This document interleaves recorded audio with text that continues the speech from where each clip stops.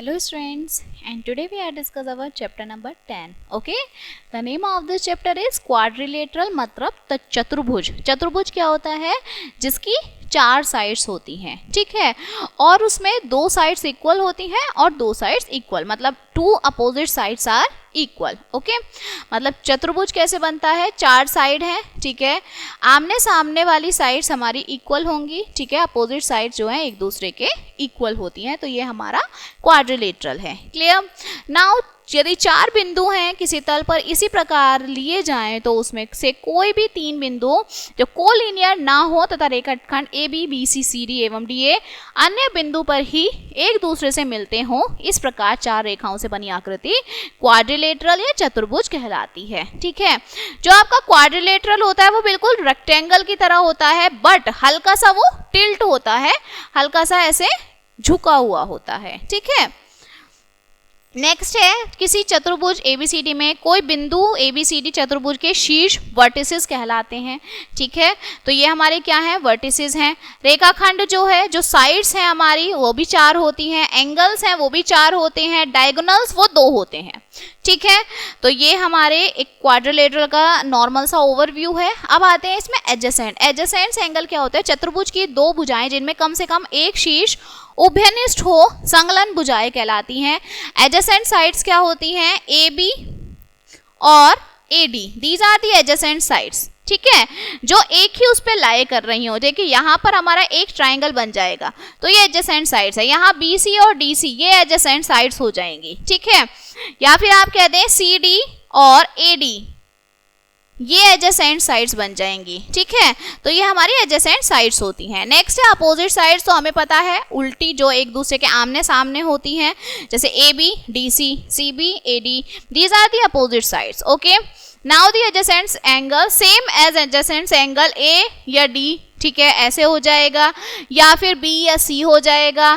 ठीक है, या ए या बी हो जाएगा. तो these are the adjacent angles and also the opposite angles A C, ठीक है, बी डी. सो ये हमारे एडजेसेंट एंगल होते हैं, अपोजिट एंगल्स. ठीक है, now interior and exterior of quadrilateral. देखिए इंटीरियर मतलब जो क्वाड्रिलेटरल के अंदर पॉइंट्स होते हैं, एक्सटीरियर जो क्वाड्रिलेटरल के बाहर पॉइंट्स होते हैं. ठीक है, नाउ चतुर्भुज क्षेत्र. अब क्वाड्रिलेटरल रीजन क्या है भाई? जहां पे वो बन रहा है वो क्वाड्रिलेटरल रीजन है. ठीक है, now let we come our exercise number 8 10.1. ये हमारे फिलअप्स है एक चतुर्भुज में डैश शीर्ष. अभी हमने पीछे देखा कि वर्टिसेस चार, साइड्स चार, ठीक है, एंगल्स कितने? 4. तो देखिए वो यही है, शीर्ष 4 होते हैं, भुजाएं 4 होती हैं, कोण एंगल्स 4 होते हैं और विकर्ण मतलब डायगोनल्स 2 होते हैं. ठीक है, एक चतुर्भुज एबीसीडी बनाना है जिसमें विकर्ण एसी खींचना है. कोई क्वाड्रिलेटरल है इस तरह से, ठीक है, जिसमें ए बी सी और डी, ए सी हमारा डायगोनल है. ठीक है, यह विकर्ण चतुर्भुज को किस प्रकार की आकृति में विभाजित करेगा? भाई कैसे करेगा? इस तरह से विभाजित करेगा. ठीक है, तो इस तरह से हमें इन्हें पढ़ के सॉल्व करना है. ओके, नेक्स्ट है टाइप्स ऑफ क्वाड्रिलेटरल. क्वाड्रिलेटरल के कुछ टाइप्स होते हैं. तो चतुर्भुज के प्रकारों के मुख्यतः दो आधारों पर इन्हें कैटेगराइज किया जाता है. कोणों के आधार पर, मतलब on the basis of angles and on the basis of sides. ठीक है, एंगल्स में क्या है? देखिए कॉन्वेक्स क्वाड्रिलेटरल होता है या कॉनकेव क्वाड्रिलेटरल होता है. कॉन्वेक्स क्या होता है? जब चतुर्भुज के चारों कोण 180 से कम होते हैं, ठीक है, तो वो कॉन्वेक्स क्वाड्रिलेटरल मतलब उत्तल चतुर्भुज.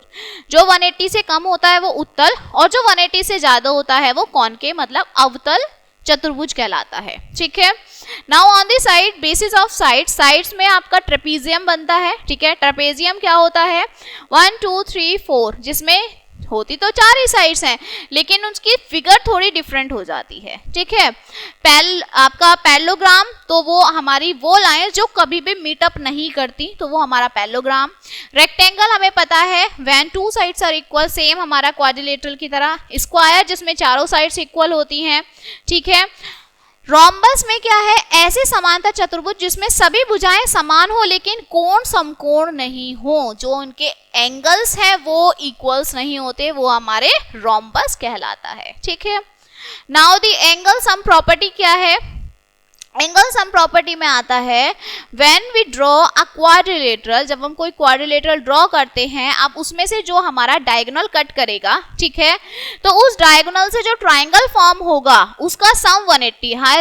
As we know that the sum of all the triangles is 180। हमें पता है जो ट्राइंगल का सम होता है वो 180 होता है, तो क्वाड्रिलेटर को सॉल्व करने के लिए हम उसे ट्राइंगल में डिवाइड करेंगे and then we have to solve it, ठीक है। तो इससे हमें पता चलता है कि जो क्वाड्रिलेटरल में चारों साइड्स होती हैं उसका सम कितना होता है, 360 होता है, ठीक है। ये आधा ट्राइंगल, ये आधा ट्राइंगल, अब इस पूरे ट्राइंगल को जब हमने ऐड कर दिया तो the sides of all the quadrilaterals is equals to 360, ठीक है। तो अगर हमें कोई 3 साइड्स दी हुई हैं तो हम 4th वाली साइड्स बहुत इजीली पता लगा सकते हैं। क्लियर? चलिए अब इसकी एक्सरसाइज पर आते हैं। एक्सरसाइज नंबर 10.2, एक चतुर्भुज में 3 कोण क्रमश 3 दिए हुए हैं एंगल, अब 4th हमें फाइंड आउट करना है। तो ये कैसे हो जाएगा, तो देखिए हमें क्या करना है, 70 प्लस 50 प्लस 125, 4th वाले को हम x मान लेते हैं एंड इज इक्वल्स टू 360, ठीक है। अब इसके बाद हमें पता है हमें सबको ऐड करना है, तो ये आ जाएगा 5, 7 प्लस 7 14, 14 का 4 कैरी 1, 1 और 1 2, 245 plus x is equals to 360 and x is equals to 360 minus 245।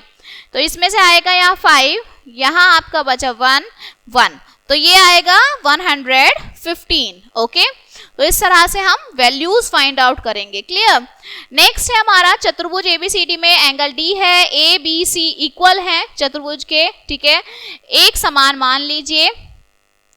तो एंगल ए बी सी का मान हमें निकालना है, एंगल सी का मान क्या होगा, ठीक है। तो अब इसमें हमें क्या निकालना है, देखिए 3 एंगल्स हमारे इक्वल्स बता दिए, ओके, एक एंगल हमें दे दिया है। अब तीनों अगर एंगल हमारे इक्वल है, एक अलग है, तो हम ट्राइंगल बना के एक एंगल 90 डिग्री फिल करके और उसे निकाल सकते हैं, ठीक है। सेम बाकी सारे होने हैं, 2 कोण प्रत्येक 60 60 है, 2 दे रही है, 3rd हमें यहाँ गिवन है, 4th हमें फाइंड आउट करना है, सेम एज फर्स्ट वाला क्वेश्चन, ठीक है। तो इस तरह से हम ये सारे क्वेश्चंस जो हैं उन्हें सॉल्व करेंगे। हमें कुछ नहीं करना, sum of all sides is equals to 360। Clear? Now the chapter is completed and let us see some points of this chapter. चतुर्भुज की जो भुजाएं हैं जो एक दूसरे से संबंध होती हैं उन्हें संलग्न भुजाएं हम कहते हैं। चतुर्भुज जो है 4 संलग्न मतलब 4 साइड से मिलके बना हुआ है। चतुर्भुज की भुजाओं पर जो परस्पर आपका असंबंध होती है उसे सम्मुख भुजाएं हम कहते हैं, ठीक है।